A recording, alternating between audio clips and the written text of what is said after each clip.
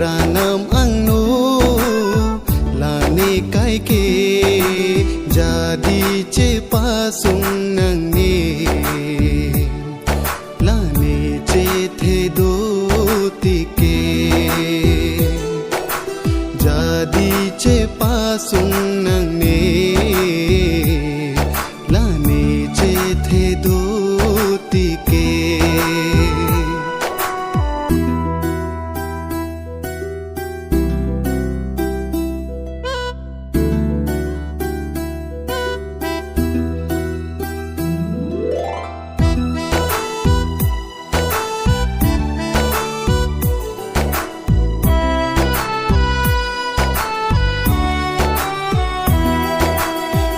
Sing ke hang ason do an ke pajir verji lane nang phan ke duk sung jong he le do tame thir thi verji lane kang hon ke lanang kang hon na son thon ki long un